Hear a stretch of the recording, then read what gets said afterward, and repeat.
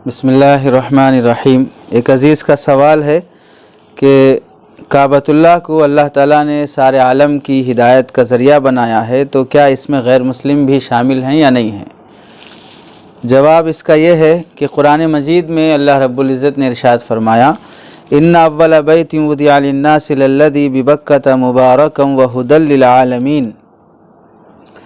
पहला घर जो अल्लाह ने ज़मीन पर रखा है वो मक्का मुकर्रमा में काबतुल्लाह है, और जिसे अल्लाह ने मुबारक बनाया है और उसे तमाम आलम के लिए हिदायत का ज़रिया बनाया है।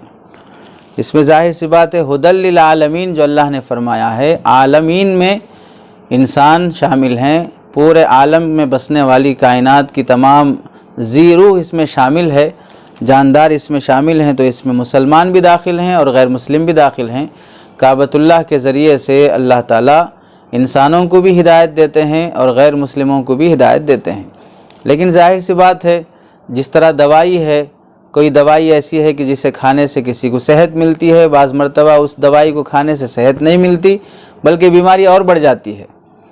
और दवा की तशख़ीस भी ज़रूरी है, इलाज के लिए बीमारी का इल्म होना भी ज़रूरी है, और काबे को देखने वाली निगाहें भी ऐसी होनी चाहिए जो काबे को काबा समझकर देखे।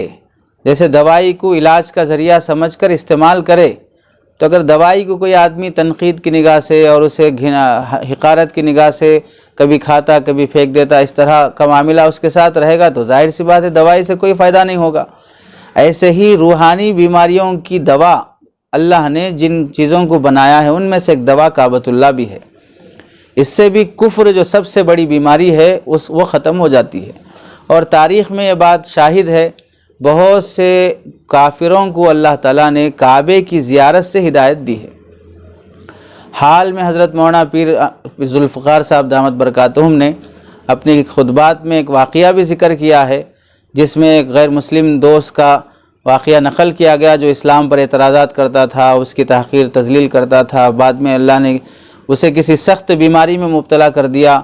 और एक दहरिये का भी वाक़या आपने नक़ल किया है, जिसमें आखिर में उन्हें इलाज मुआलजे से आजिज़ आने के बाद काबतुल्लाह की हाज़री, वहाँ की ज़ियारत, वहाँ का उम्रा वग़ैरह, इसकी जब तरग़ीब दी गई, काबे की हाज़री के बाद जब उन्हें एहसास हुआ और काबे पे निगाह पड़ी और उसकी अज़मत और जलालत का एहसास जब पैदा हुआ, तो वही उनकी हिदायत का ज़रिया बना है। और बहुत से सहाफ़ी ऐसे गुज़रे हैं, रिपोर्टर्स ऐसे गुज़रे हैं, जर्नलिस्ट ऐसे गुज़रे हैं जो काबतुल्लाह के बारे में रिसर्च करने और तहक़ीक़ करने के लिए आए थे। वहाँ का मंज़र और वो चीज़, वहाँ की नूरानियत और रूहानियत देखकर उन्हें अल्लाह ताला ने हिदायत दी है। और बहुत से साइंसदान भी ऐसे गुज़रे हैं जो यहाँ से दुनिया में सिर्फ़ काबे में और मदीने में उन्हें रोशनी नज़र आई, तो वो भी उनकी हिदायत का ज़रिया बना है। तो अल्लाह ताला ने काबे को सारे आलम की हिदायत का ज़रिया बनाया है, लेकिन शर्त यह है कि हिदायत देने वाली ज़ात तो अल्लाह है, काबा भी असबाब में से एक सबब है। हिदायत तो अल्लाह ही देते हैं।